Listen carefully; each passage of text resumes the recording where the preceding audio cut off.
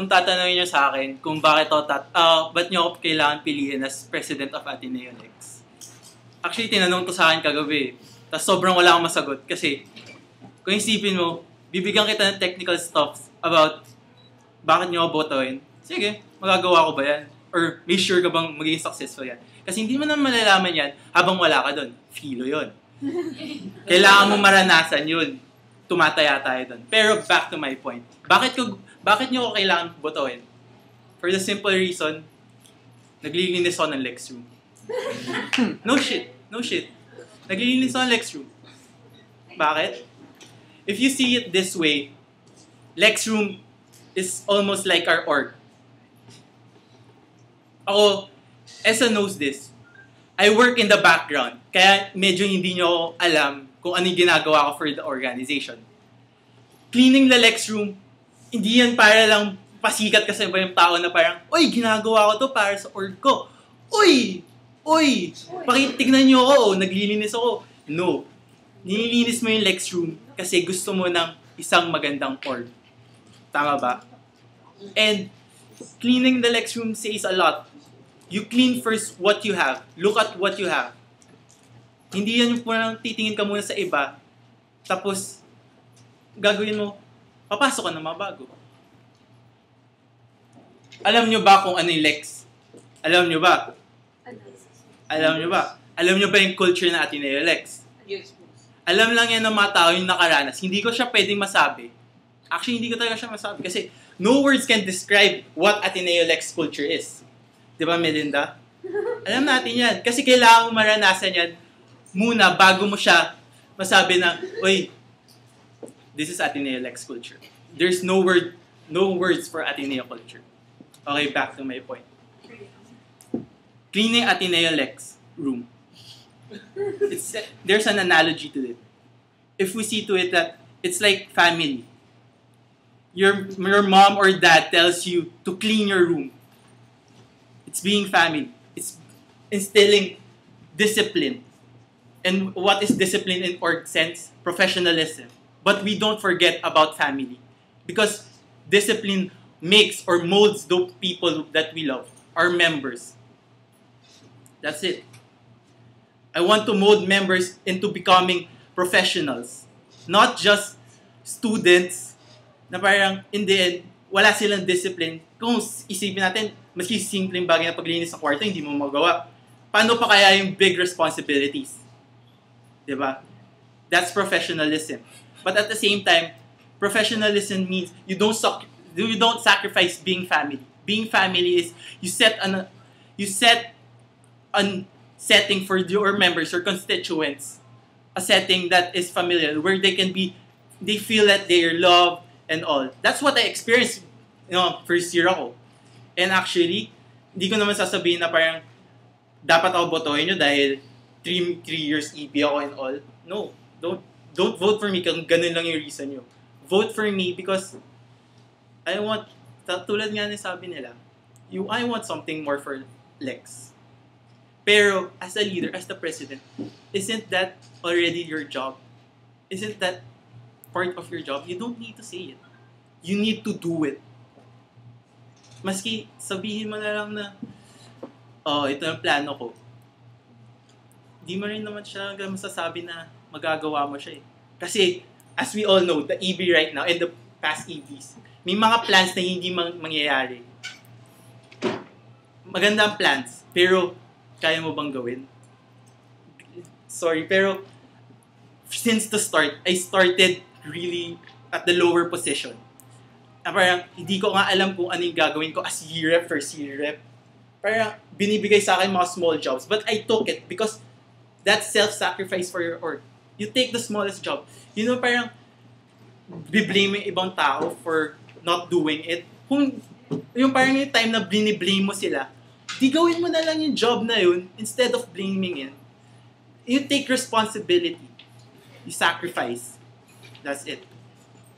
So guys, ito pa. Cleaning our Lex room. Di ba pag naglilinis, parang nakita nyo yung Lex room ngayon, parang sobrang dumi, tapos sasabihin nyo sa akin, naglilinis ka ba ng Lex room? Dumi-dumi ng Lex room.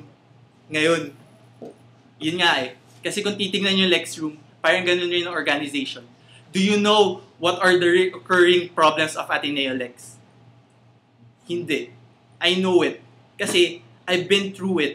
Every time na lang, makikita mo yung same pattern always. Masasabi mo makikita mo yung problems last year. Pero masusolusyonan mo yan with what they did in the two years before that. And di babalik ulit the same problem. You need to make the problems already fixed. That's it.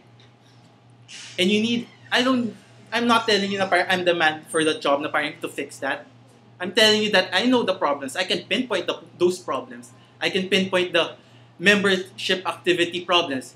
Like, yung members lang, they go to participate.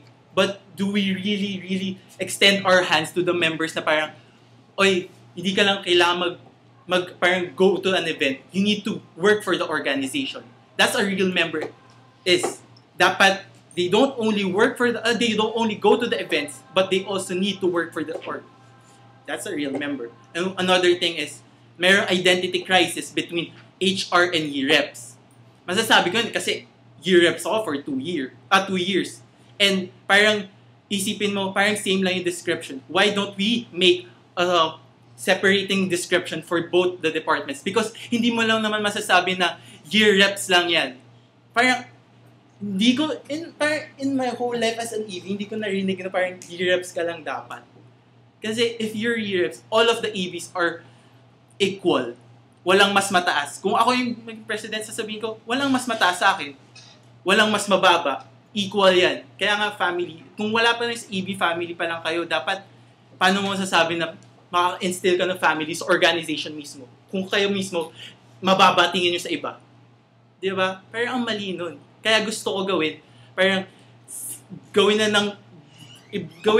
nagkaroon ng separation, clear-cut separation ng job description ng year reps and HR. Another thing is yung scheduling of events. Scheduling of events, one of the biggest problems of Ateneo Lex. Parang nasasabi natin, ang successful ng mga events natin. Pero pagdating ng Yes Report, makikita natin 700 some members, but only 100 some members are active or considered active. Kasi, alam nyo bakit? Kasi we don't cater to what the what the members want. We only cater to what we think they want.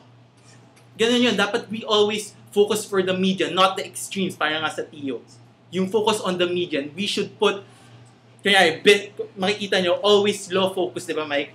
May kakaroon na always low focus. The same years, ulit pa ulit, same focus lang during the first year about law. Eh, hindi naman lahat ng members natin na yung Lex gusto ng law. Kailangan natin bigyan sila nun.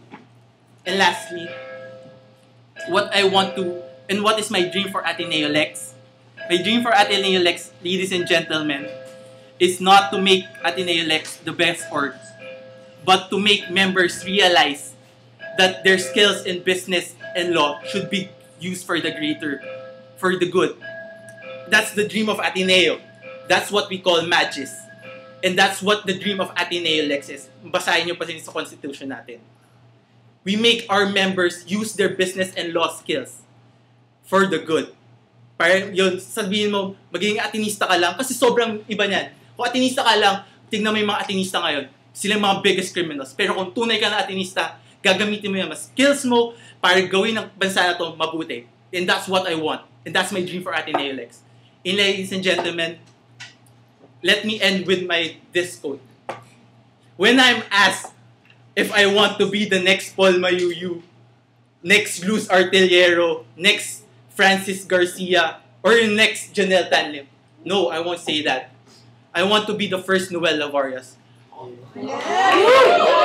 I want to be the Noel first Lavarias that didn't want to make a change. I want to spark the change. I want to change myself. And through change, I can be example to the other members. And that, ladies and gentlemen, is the goal of everyone should.